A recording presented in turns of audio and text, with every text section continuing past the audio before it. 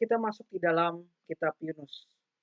Bagi kita yang sudah menjadi orang Kristen sejak kecil, tentu saja kitab ini memiliki, mmm, apa namanya, kenangan tersendiri bagi kita, yaitu seorang nabi yang ditelan oleh ikan besar ya, bukan ikan paus, karena Alkitab nggak bilang ikan jenis ikannya, hanya dikatakan itu adalah ikan besar.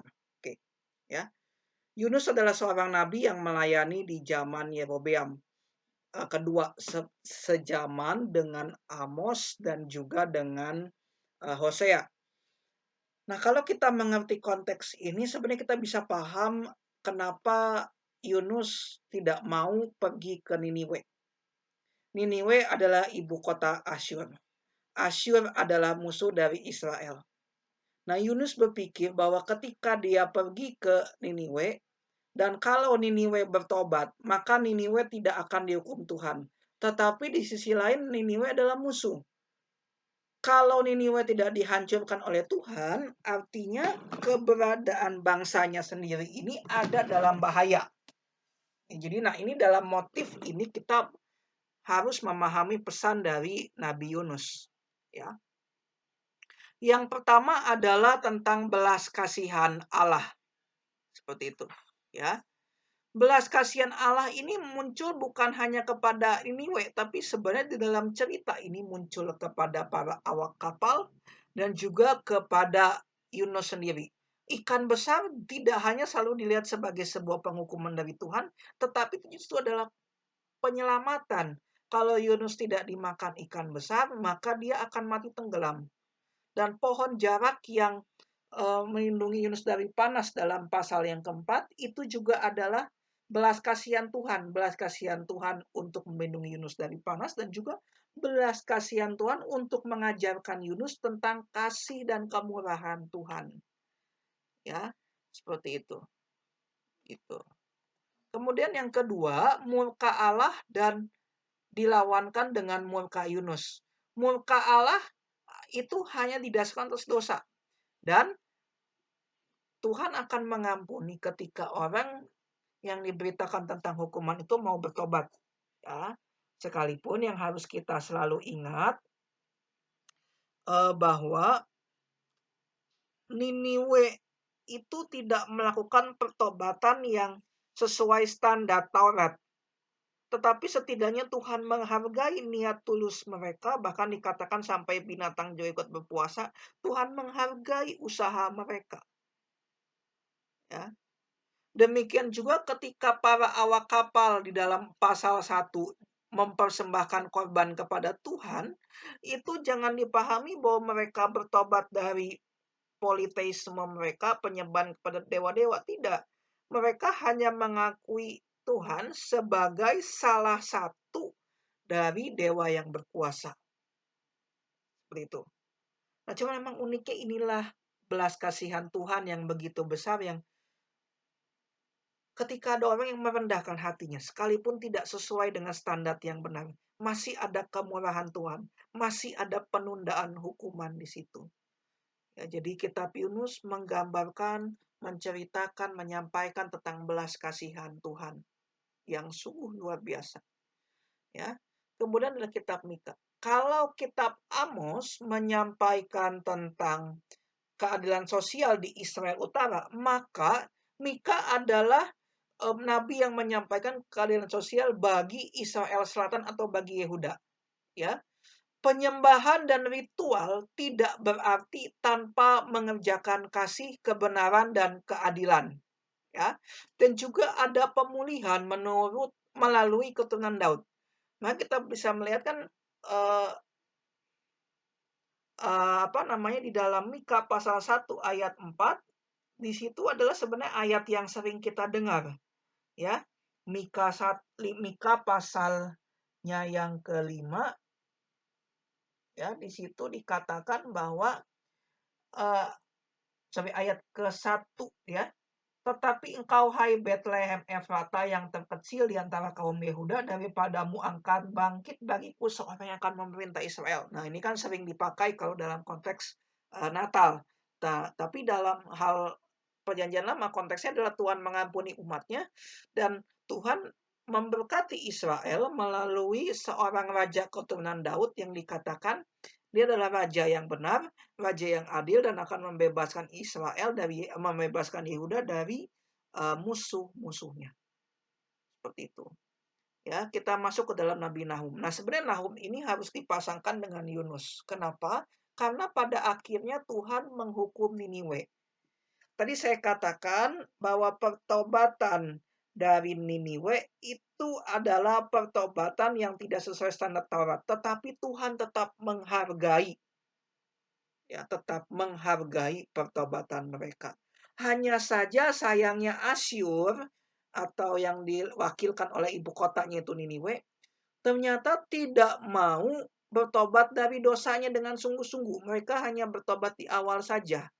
Karena bangsa Asyur sampai dengan akhir keruntuhannya terkenal sebagai bangsa yang punya reputasi kejam terhadap korban-korban jajahannya. Mereka tidak segan untuk menguliti korbannya, mereka tidak segan untuk menancapkan korbannya pada sebuah galah seperti itu.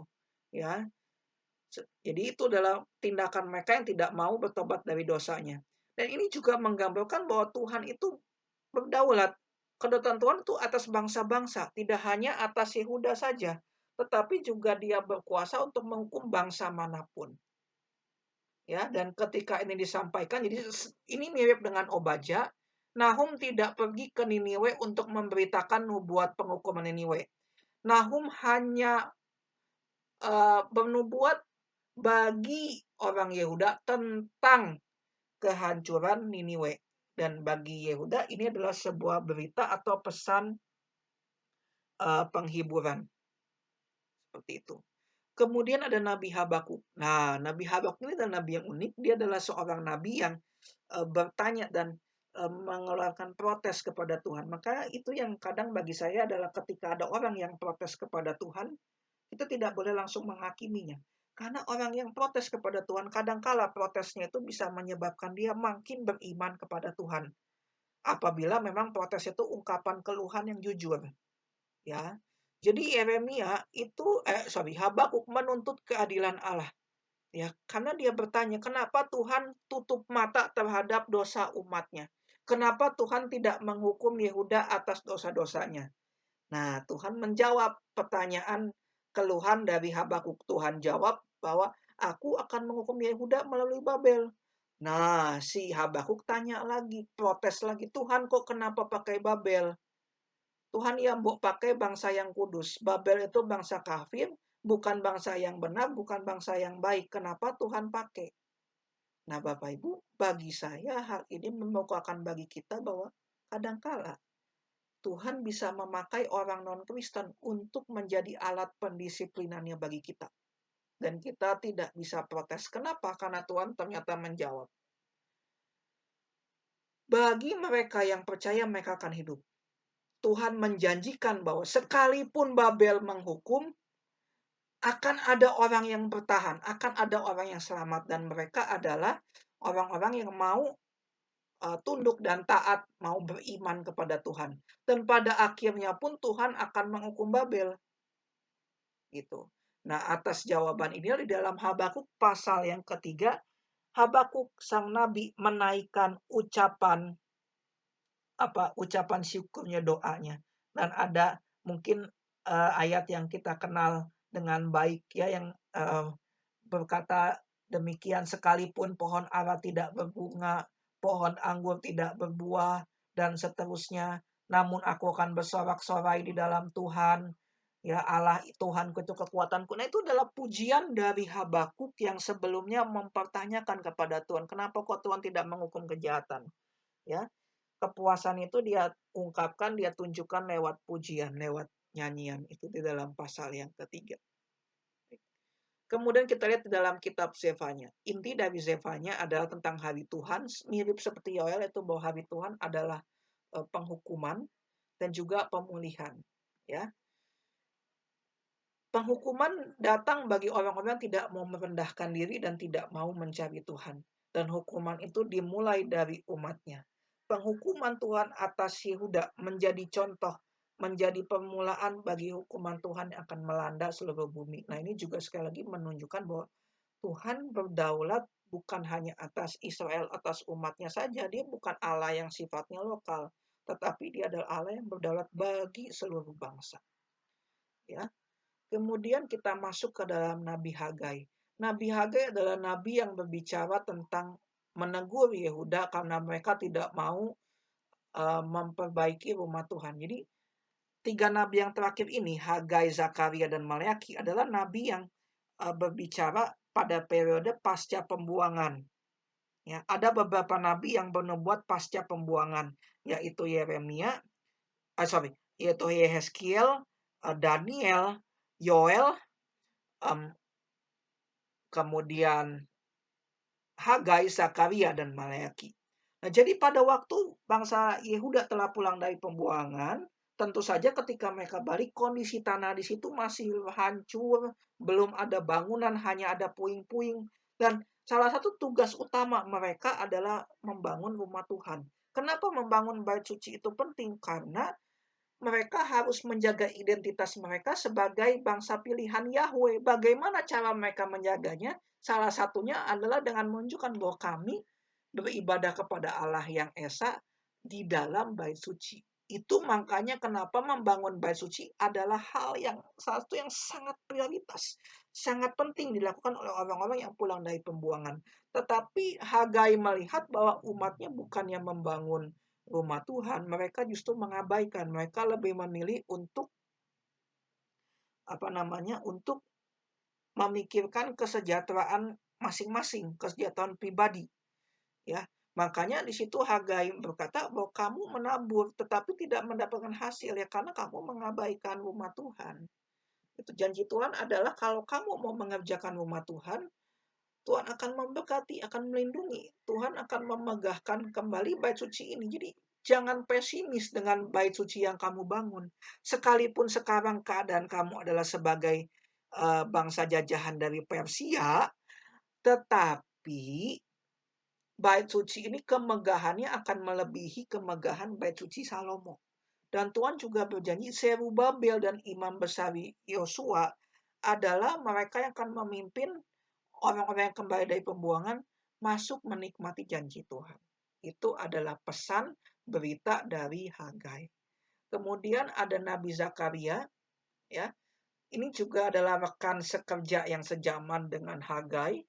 Ya, dia menyampaikan dosa. Nah, kalau Hagai berbicara dosa tidak mau membangun bait suci, maka Zakaria mengkritik, mengecam orang-orang Yehuda yang melakukan dosa yang sama dengan nenek moyangnya, yaitu dosa moral dan dosa sosial, ya ketidakadilan sosial dan juga dosa agama. Kalau Hagai mempersiapkan bangunannya, maka Zakaria mempersiapkan umatnya. Zakaria mempersiapkan supaya umat yang nanti beribadah di bait suci adalah umat yang sungguh-sungguh taat, sungguh-sungguh setia kepada Tuhan. Gitu. Ya. Oke. Janjinya juga sama, Zerubabel dan juga Yosua adalah kedua pemimpin yang akan membawa kembali Yehuda kepada berkat Tuhan. Ya. Kemudian kita masuk ke dalam nabi yang terakhir, yaitu Nabi Maleaki.